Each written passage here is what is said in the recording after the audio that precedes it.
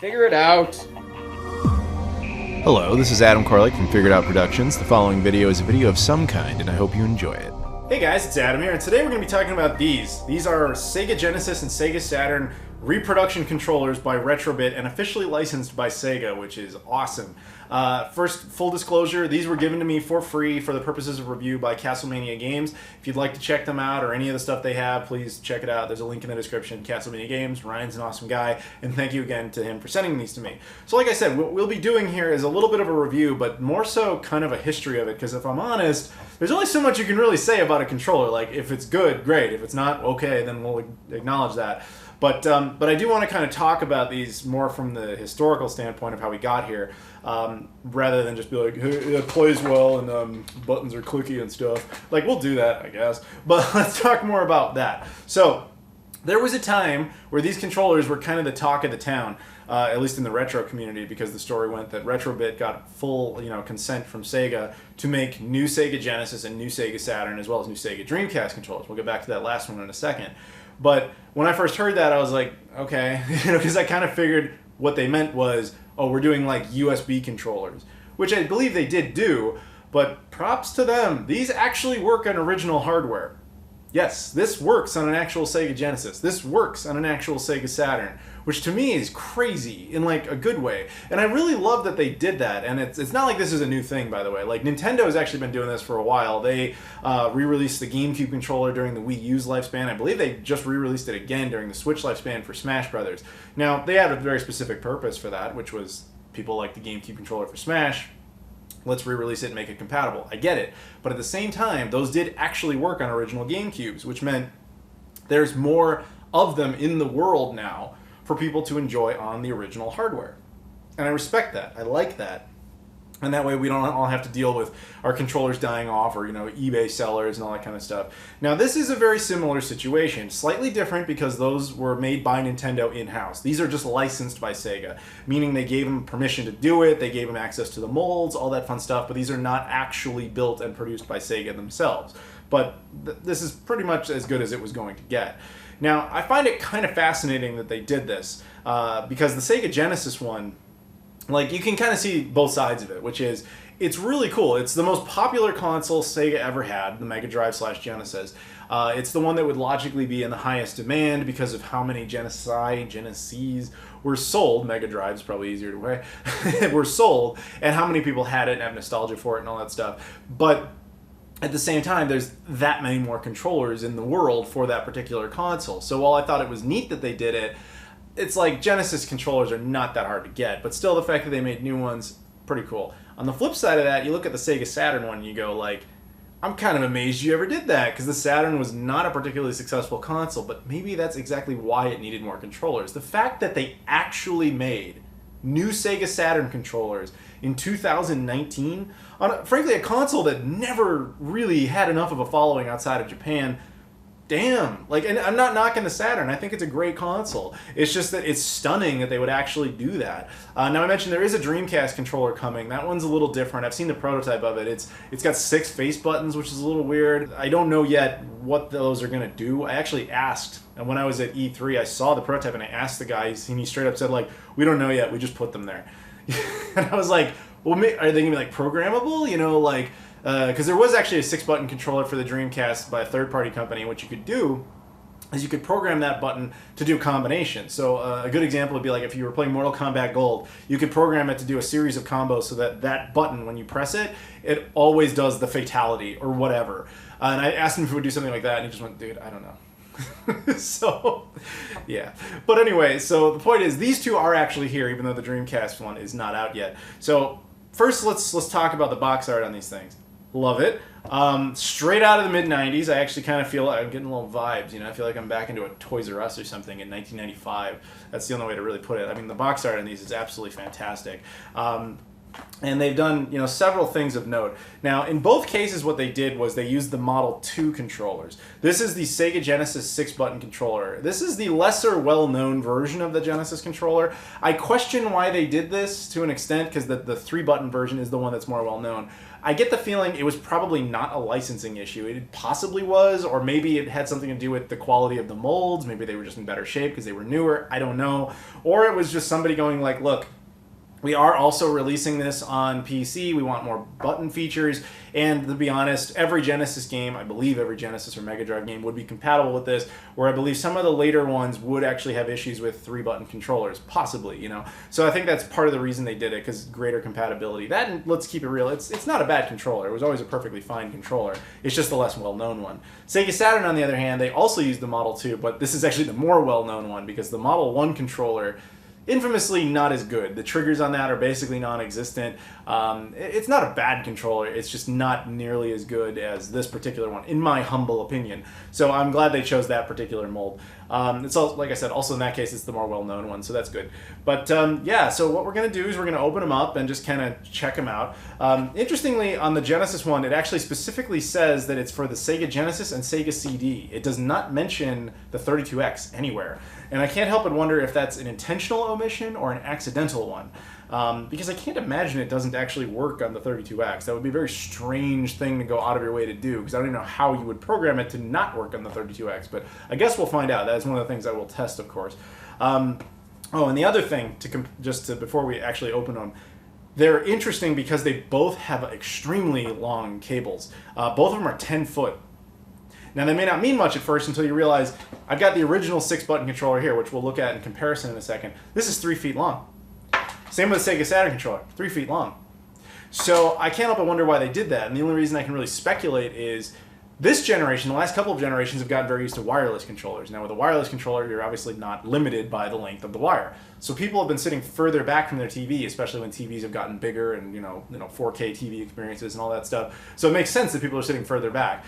A 3-foot controller probably wouldn't cut it. So it's nice that they actually did this. It's a nice 10-foot length that'll get you all the way there.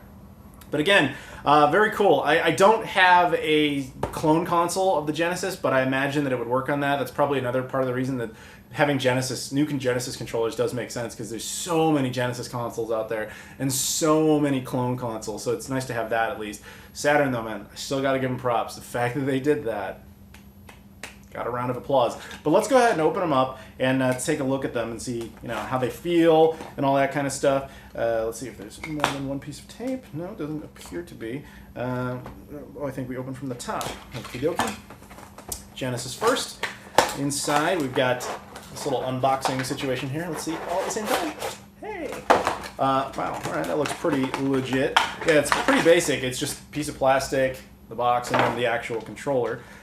So comparing the two, obviously the newer one is in much better shape. It's much cleaner. And the cable length, as mentioned before, is much longer.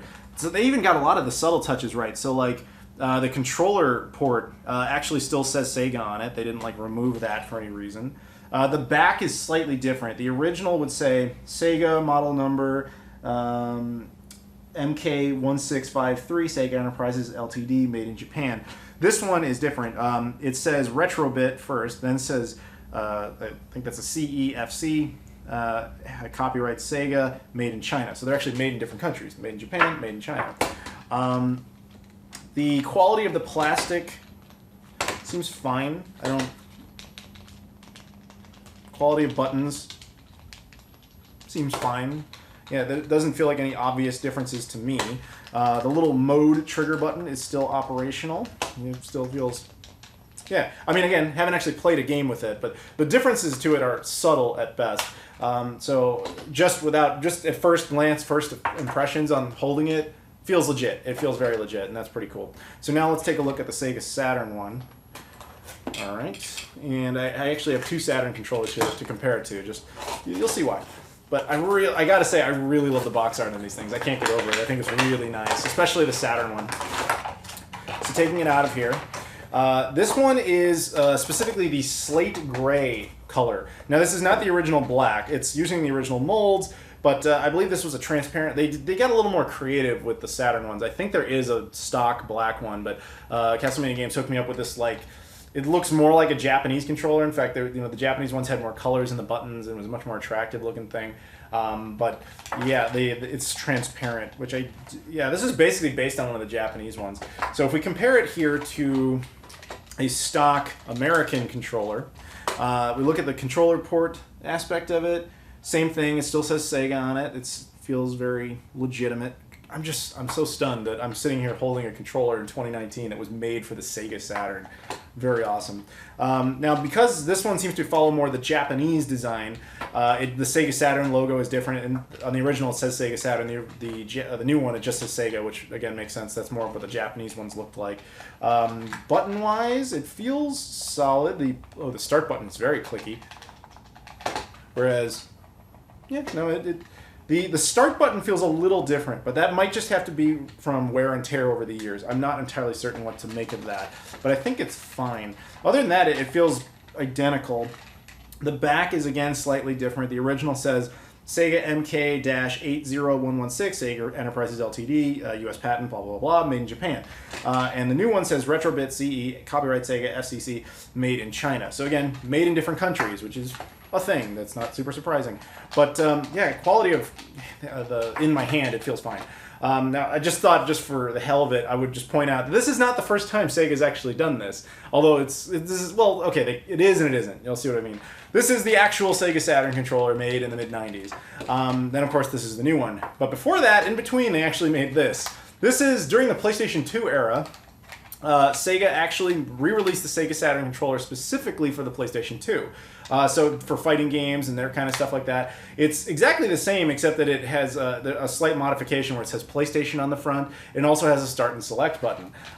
Pretty rare controller, actually. It has no real use now, but other than just what it originally had. But it's just cool, and I thought, how often do I get a chance to talk about this controller? I thought it would be cool to throw that in there, but... yeah, so that's pretty much it. What I'm going to go do now is actually play some games with both of these and just see how they feel and see if anything feels off or anything like that. All right, so it's time for final thoughts, which is going to be pretty brief, as expected. First and foremost, yes, the controller does in fact work with the Sega 32X. I don't know why they wouldn't mention it, but whatever, it does. So here's the shocker. Well, there's only one negative, just one, and it was probably something that existed originally and I never really thought about it. Plugging the Retrobit Genesis controller into the Genesis was a very tight fit. And I kind of remember that being a thing when I was a kid, like when I got a new controller, that it was initially like that. But it's been so long that I'm not sure that that's always the case. The Saturn controller was nothing like that, just plug and play.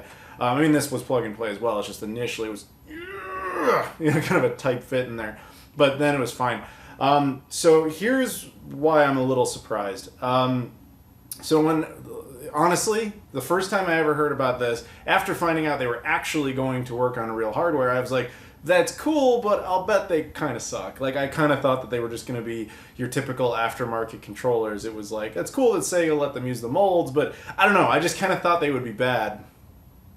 Color me surprised, man. I played a lot of games with both of these controllers, ones that I'm very familiar with, just trying to see like if it had any input lag or anything like that, or if it felt like it was breaking or, whatever. Nope. It was a very solid experience, and I have to say, I think, honestly, this is how I'm going to use the Genesis and the Saturn now. And the reason isn't so much that the controllers are new, because I didn't have any problem with the functionality of the older controllers, but that extra cable length, man, that is really nice. Because my Saturn controller, my Genesis controller, like I actually have like controller extenders so that I could play them at a distance. As I said before, I think that's really kind of a modern need. But the fact that they actually built them straight in, it's like, that's a very solid experience, because I would a lot of the time have connectivity issues with those extenders, but not with these. So yeah, again, I guess color me surprised, but this is now how I intend to play anything on the Genesis, Sega CD, or 32X, and how I intend to use the Saturn. So good job to Retrobit, and a good job to Sega. You guys did a quality job. I'm And I'm actually now looking forward to the Dreamcast controller. Again, that one's a little weird, but I'm still looking forward to it now on that basis. So yeah, kudos all around. If you guys want to check it out, again, there's a link in the description to Castlemania Games. You can pick them up there. Thank you again to him. Thank you very much for watching. Please like, comment, and subscribe if you don't mind. And I'll see you all later.